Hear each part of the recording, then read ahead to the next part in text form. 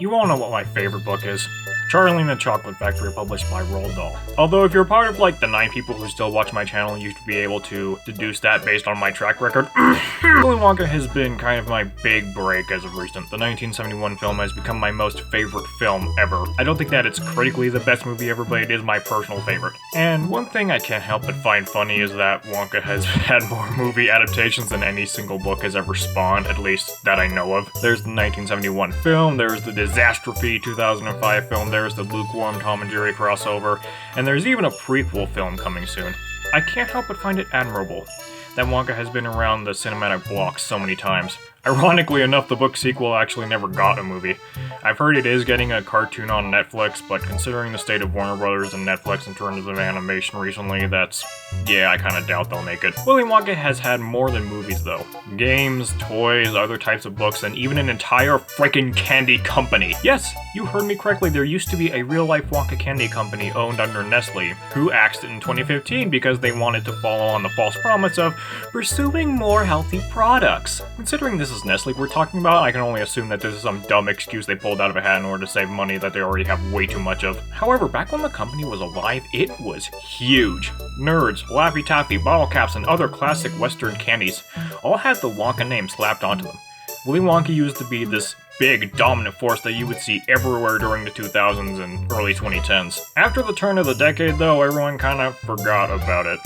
Gone were the colorful mascots and the amazing commercials, which, by the way, were some of the best TV commercials to ever exist. I mean, they did stuff with the company during this time. They did rock band tours, and they even opened up an entire shop in the Toys R Us Times Square location. However, when the Wonka company died, they left behind a legacy that has only faded with the passing of time.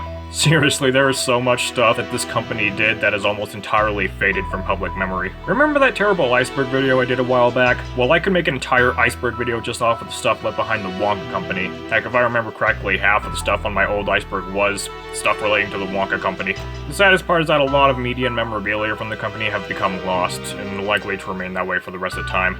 Commercials, games, literally almost everything from the Wonka UK branch, the entirety of Wonka.com is basically non-existent now. Pieces of lost Wonka-related media are a dime a dozen, but for the company it's especially bad. However, I feel like it's rather unfair to just highlight Wonka company lost media, because other lost Wonka stuff can be just as interesting. The second best example I can think of would be something from the 1971 film, specifically a deleted scene. In said scene, there's a hiker on a mountain, and he gives his Wonka bar to a guru.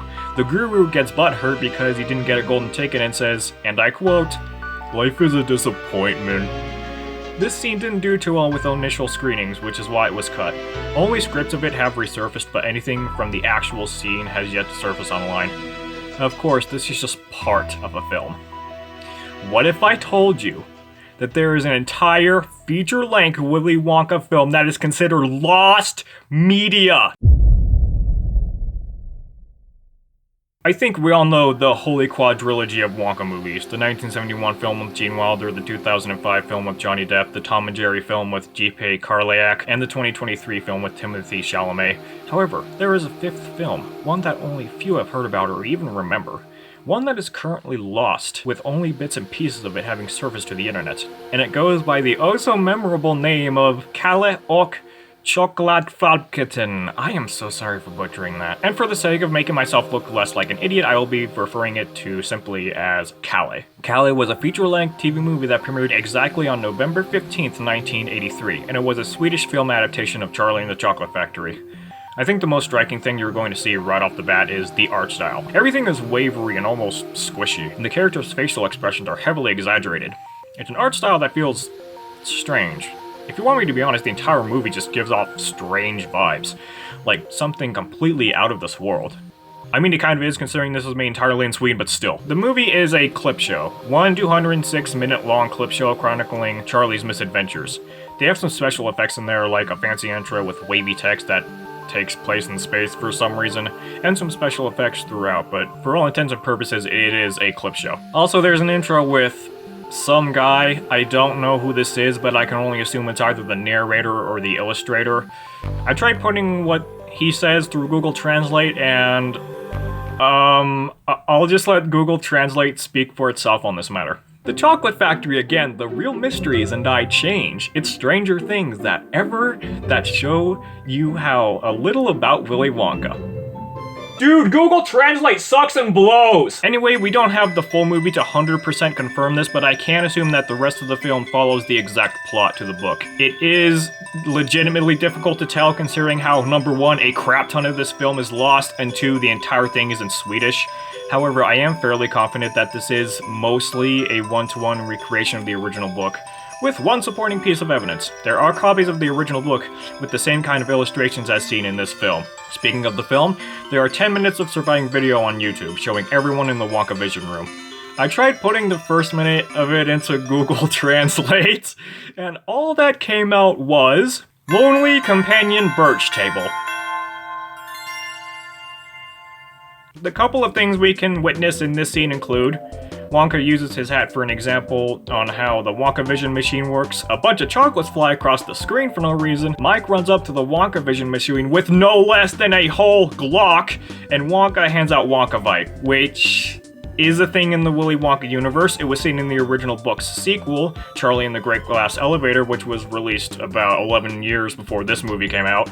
I mean, props to them for sticking with continuity, but why does he hand out Wonkavite to Grandpa Joe? At least I think he's handing it out to Grandpa Joe. I hope to God he's handing it out to Grandpa Joe. I don't know. Also, they wear these really odd looking shades. They've got style. Also, speaking of the book from earlier, this still of Charlie is used on the book cover, so they are related. They also made an adaptation of Charlie and the Great Glass Elevator with the exact same art style, though I haven't been able to find any evidence of a Swedish film adaptation to go along with it, which is really sad. Character designs are also pretty interesting. Charlie, for instance, has blonde hair. He looks like how he did in the 1971 film. Violet's hair is all poofy, so she looks like how she did in some older illustrations for the original book. However, Wonka is the most interesting. First of all, he's a short boy. He has this really tall, fancy black top hat with a purple rim with a flower on the side of it, and he has solid white gloves. He has a lavender coat with a puffy white neck thing, and the coat has dark purple accents and a red undershirt. Oddly enough, his pants are the same shade of dark purple for some reason. In this adaptation, Willy Wonka, and I think the rest of the cast and the narrator, is voiced by Ernst-Hugo Jarregard, a renowned Swedish actor. And the film and books are illustrated, I think, by a guy named Bengt-Ante Runnelstam. I get this from a framed still from the film that was sold at an auction at one point, and it says the painter was him, so I guess. Also, the series was produced by Lars Sultan. Look, I don't know who any of these people are either, just roll with it. The series was initially aired on November 15th, 1983, and was aired in 10 parts consisting of what I can assume are 20-minute segments separated by commercials.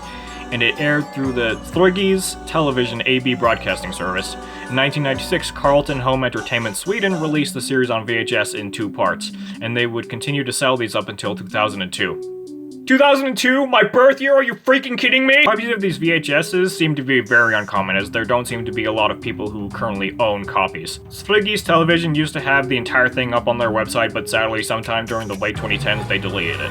Why? I don't freaking know!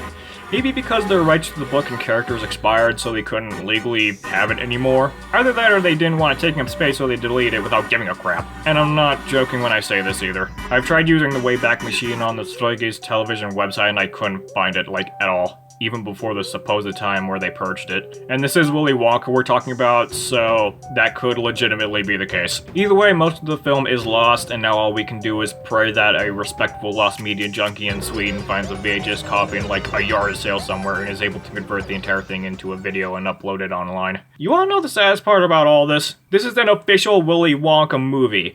An officially Roald Dahl licensed product. This is a film adaptation of his most famous work, and I think it's really sad and kind of a slap to the face that this specific version of the film barely gets any recognition. In my honest opinion, it deserves all the love it can get, going off the material that still exists from it at least. Runnelstam did an incredible job making these characters feel expressive and full of life, and Jarregard does an awesome job with his narration and voice acting. The film is simple and sometimes less is more, and it shines here. I would love to see this movie surface in its entirety so that Wonka and Dahl enthusiasts can enjoy it for the first time in, years? It may not be some blockbuster or movie with a amazing visuals or have the best set of cast and crew out there, but it is, in my opinion, a good film. It has lots of charm, and that's something that's honestly kind of hard to describe. This film feels strange. Like it's the Roald Dahl equivalent of a liminal space. It gives off these strange, nostalgic yet unnerving vibes that are really hard to describe. And much like liminal spaces, people enjoy it. I do know the fact that it's mostly lost media gives it this sort of creepy veil, which I do think it's earned, but not in a sense of it being mostly unknown to the public, but in other senses. Number one, this is Willy Wonka. Any adaptation of the book is going to have this sort of unnerving undertone, let's be honest. And two, the actual film is, again, it gives off, like, really strange vibes by itself. In a perfect world, this weird, squishy version of Wonka is going to be put with the likes of Gene Wilder and Johnny Depp. Someday, this Swedish film will reach the mainstream, and it's going to be a very happy day when it does. Fingers crossed that this piece of lost media is found one day.